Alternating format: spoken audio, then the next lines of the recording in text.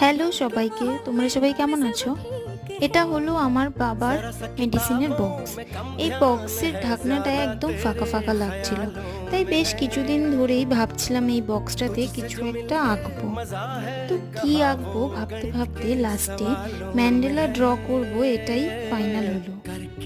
এই ম্যান্ডেলা ডিজাইনটা আমি স্কেচ পেন দিয়ে বানিয়েছি। এই ম্যান্ডেলা আর্টটা আমার খুব পছন্দের, আর আমার মনে হয় এই আর্টটা খুব ইজিলি করাও যায়। এই ম্যান্ডেলা আর্টের না অনেক রকম হিস্ট্রি আছে, আমি খুব একটা বেশি জানি না, তাও যেইটুকু জানি তোমাদের সাথে আমি শেয়ার করছি।